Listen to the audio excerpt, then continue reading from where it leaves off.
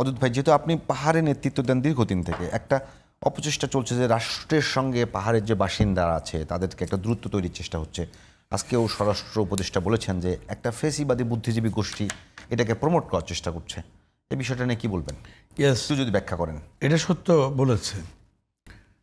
পাহাড়ে একটা ফেসিস্ট বুদ্ধিজীবী শুধু নয়, বিদেশি শক্তিগুলো পাহাড়কে নিয়ে খেলছে। পাশাপাশি পতিত সরকার দেশকে অস্থিতিশীল করার জন্য এই বর্তমান সময়ে পাহাড় নিয়ে খেলছে। কারণ পাহাড় খেলার জায়গা, সেখানে পাহাড়ি আছে, বাঙালি আছে, বাঙালি বলতে 64 ডিস্ট্রিক্টের অনুসারী বাঙালি আছে। পাহাড়িদের মধ্যে 13টি গোত্র আছে, গোত্রে গোত্রে কালচারালি অমিল আছে, দাবি দেওয়া অমিল আছে, ভাষার অমিল, হ্যাঁ ভাষার অমিল আছে। পাহাড়ি হলো এক পাহাড়ির ভাষা, এক পাহাড়ির ভাষা আরেক পাহাড়ি বুঝে না, এমন আছে।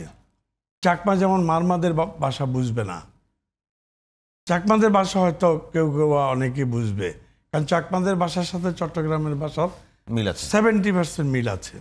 তার জন্য চাকমাদের ভাষাটা অনেকে বুঝলেও মারমাদের ভাষা, মংচুঙ্গাদের ভাষা, মুরংদের ভাষা, এগুলা কিন্তু চাকমা ত্রিপুরারা বুঝবে না, বা ত্রিপুরাদের ভাষা অন্যরা বুঝবে না।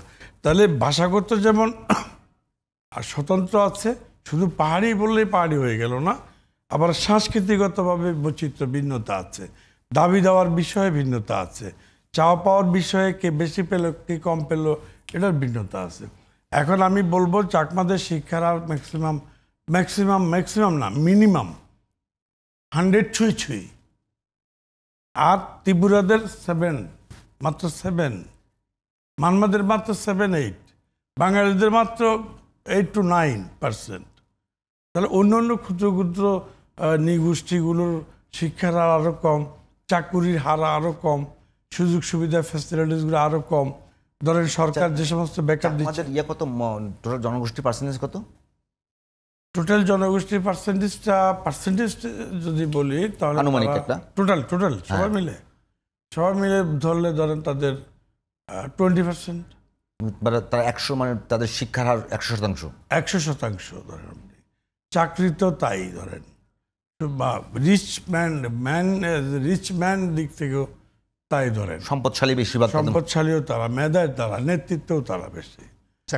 চাকমারা নেতৃত্বে যেমন 5টা সশস্ত্র গ্রুপ আছে, 5টা সশস্ত্র গ্রুপ মূল নেতৃত্বে তারা আছে।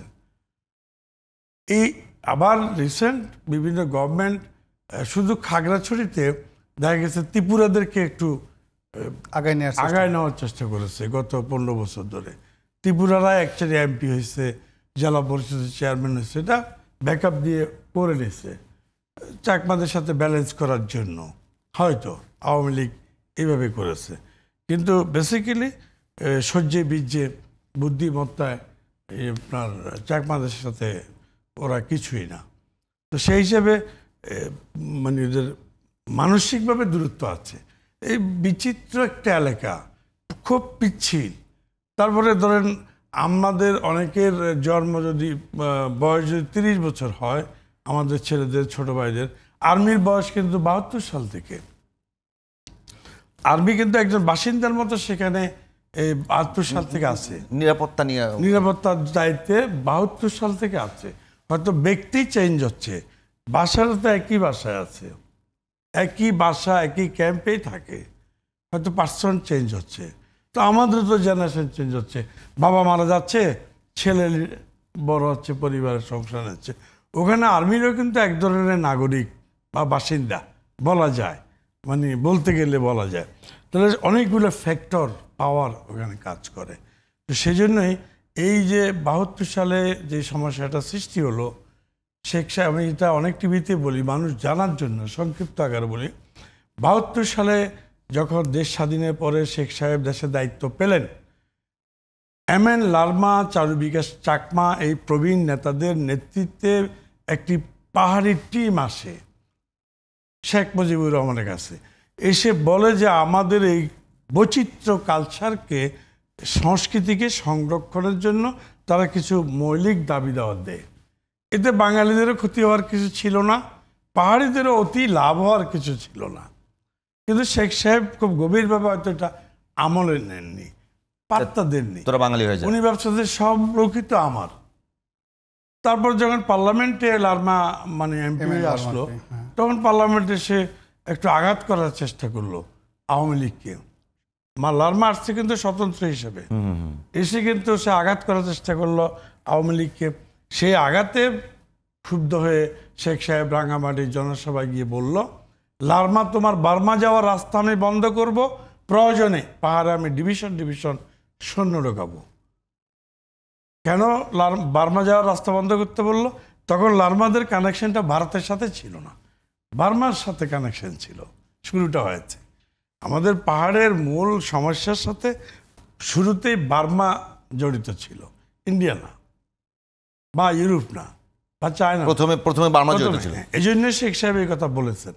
এই কথা বলার পরে এখন এসে বললো যে তোরা তো পাহাড়ি উপজাতি থাকবি কেন, আস আমরা তোদেরকে জাতিতে প্রমোশন দিয়ে দিই। বাঙালি হয়ে উপ তো একটা শহর, উপশহর, উপর থাকবে না, জাতীয় হয়ে যাবে, জাতীয় হয়ে যাও, বাঙালি করে দিলাম, যাও এত দাবি দাবি, তোমাদেরকে বাঙালিতে প্রমোশন দিয়ে দিলাম। এতে তারা আরো বেশি বিক্ষুব্ধ হয়ে বলল যে কি আপনি কি পাহাড়ি হবেন কিনা, চাকমা হবেন কিনা, আপনি কি চাইনিজ হবেন কিনা। যেমন আমাকে সত্যি বললে আমি কি চাইনিজ হব? আমাকে ধরেন 100 কোটি টাকা দিল, যা তুমি আমাদের চাইনিজ হয়ে যাও, জাপানিজ হয়ে যাও। ব্যাপারটা এরকমভাবে সেন্সিটিভ হয়ে আজকে আমরা মাসুল গুনছি, সমস্যার মাসুল হালকাভাবে নেওয়াতে আমরা এখন এত বছর পরেও আমরা রক্ত দিচ্ছি, আর্মি রক্ত দিচ্ছে, মানুষ মারা যাচ্ছে। এই কদিন আগে 3 জন না 6 জন রবি টেলিকমের আপনার কিডন্যাপ হয়ে 6 কোটি টাকা দিয়ে জীবন বাঁচাইতে হয়েছে। তাহলে কত মানুষ এইটি চাঁদা না দিয়ে পাচ্ছে না, একেবারে সময় শেষ। সেই জন্য আমি শেষ করে দিচ্ছি যে ওখানে সর্বশেষ এই ঘটনা চলতেই থাকবে, সমস্যা চলতেই থাকবে। এই সমস্যা যদি ব্রেন থেকে ভালো কিছু না আসে, দেশের সরকারের এবং ওদের শুভবুদ্ধি না হয়, পাহাড়ের সমস্যার সমাধান হবে না। তো সমস্যার সমাধান হবে না, একটু মাঝে মাঝেই সমস্যা দেখা দিবে। যেটা গতটা দেখা দিয়েছে, গতটা কিন্তু শুধু পাহাড়িদের না, ওটা বাইরের ইন্ধন এবং আওয়ামী লীগ, পতিত আওয়ামী লীগের ইন্ধন। এইটা নিয়ে একটু রনি ভাই কাছে, রনি ভাই একেবারে বিষয় আপনি বোঝার চেষ্টা করুন যে ব্রিটিশ জমানাতে, মানে এখানে ব্রিটিশ জমানার আগে মুঘল জমানার আগে প্রায় 800 বছর ধরে পুরো গ্রেটার চট্টগ্রাম এটা ছিল কিন্তু বার্মার অধীন। এই যে এখন যে রোহিঙ্গা যারা আছে না, আরাকান, এদের অধীন ছিল 800 ইয়ার্স। বাংলা ভাষাটা কিন্তু মূলত ওই রোহিঙ্গা রাজসভা থেকে আসছে, বোঝার চেষ্টা করেন। ব্রিটিশরা যখন ইস্ট ইন্ডিয়া কোম্পানি আসলো, তো কত হলো, 1757 সালে হলো। মির্জাফর 2 দফা হলো। এরপর হলো লর্ড ওয়ারেন হেস্টিংস আসলো 1771 বা 73 খ্রিস্টাব্দে। তো তখন পর্যন্ত তো তারা দিল্লি অধিকার করেনি। 2টো প্রেসিডেন্সি, একটা হলো কলকাতা প্রেসিডেন্সি আর একটা হলো মাদ্রাস প্রেসিডেন্সি। 1772 সালে ইস্ট ইন্ডিয়া কোম্পানি সবে মাত্র দায়িত্ব গ্রহণ করেছে। এই সময়টাতে তারা প্রথম একজন প্রশাসক, ডিসি, তখন তো ডিসি ছিল, অ্যাডমিনিস্ট্রেটর, চট্টগ্রামে নিয়োগ করে। টোটাল ভারতীয় সাবকন্টিনেন্টে তাদের যে প্রথম ভাইসরয়ের পরে যে অ্যাডমিনিস্ট্রেটর 1772 সালে প্রথম ডিসি হিসেবে চট্টগ্রামে কিন্তু হয়। আচ্ছা, এখন এই যে দেখেন তারা চট্টগ্রামকে বুঝতে পেরেছে, পাহাড়কে বুঝতে পেরে তাদের কি হলো, তারা এই বাংলাদেশের জন্য যে রেল ব্যবস্থা যোগাযোগ করেছে, 2টা স্টেশন করেছে। একটা হলো চট্টগ্রামের পাহাড়তলিতে, আর একটা হলো আমাদের রাজশাহীতে। 2টো রেজিয়ন, ঢাকাতে কিন্তু রেজিয়ন না। অর্থাৎ সড়ক যোগাযোগের ক্ষেত্রে একরকম আর রেল যোগাযোগের ক্ষেত্রে একরকম। আর ওদের যে অয়েল, সমুদ্র, তখন দেখেন সমস্ত কিন্তু চট্টগ্রামে সব কিছু ছিল রেঙ্গুন কেন্দ্রিক, সব কিছু। অর্থাৎ এই যে বার্মা ইস্টার্ন রিফাইনারি, এই যে আমাদের যে তেলের যত যা কিছু আছে সব কিন্তু রেঙ্গুন থেকে। এবং চট্টগ্রামের সব মানুষের স্বপ্ন ছিল, এখন যেমন সৌদি আরব যাবে, লন্ডন যাবে, আমেরিকা যাবে, তখন তারা রেঙ্গুন যাবে। তো এই জিনিসটা ব্রিটিশরা এই রাজ্য দখল করার পরে উইদিন 1 বছরের মাথায় তাদের প্রথম অ্যাডমিনিস্ট্রেটিভ হেডকোয়ার্টার একটা ছিল কলকাতাতে আর একটা ছিল মাদ্রাজে। এরপর তারা সেটা করেছিল চট্টগ্রামে। ফলে কি হলো দেখেন, ব্রিটিশ জামানাতে কিন্তু সেখানে কোনো সমস্যা তৈরি হয়নি, একটা সিঙ্গেল সমস্যা তৈরি হয়নি। আর আমরা এখন পর্যন্ত সত্যিকার অর্থে পাহাড়ের যে সমস্যা, যারা এই ব্যাপারে এক্সপার্ট, তাদের সাথে আলাপ আলোচনা না করে, হৃদয় থেকে না দেখে, ভালোবাসা না দিয়ে, মস্তিষ্ক না খাটিয়ে কেবলই মাত্র অস্ত্রের ভাষায় আর রাজনীতির ভাষায় কথা বলছি। এর কারণে আজকে ওই পাহাড়ে খ্রিস্টান রাজ্য, ওই পাহাড় বিচ্ছিন্ন হয়ে যাওয়া, ওই পাহাড় বার্মার সাথে একত্র হওয়া, এই সমস্ত কথাবার্তা আসছে। কিন্তু ওখানে যারা সত্যিকার অর্থে জাতি আছে ওরা কিন্তু এত কিছু চিন্তা করে না।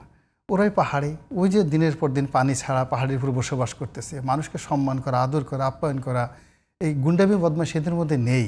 আমরা এদেরকে ঢুকিয়ে দিচ্ছি এই জিনিসগুলো, আমরা দ্য পলিটিশিয়ান। এখন ওরা ওদেরকে কেউ মুসলমান বানাতে চাচ্ছি, কেউ খ্রিস্টান বানাতে চাচ্ছি, এগুলো করে আমরা ওদেরকে কমপ্লেক্স কম নষ্ট করতেছে।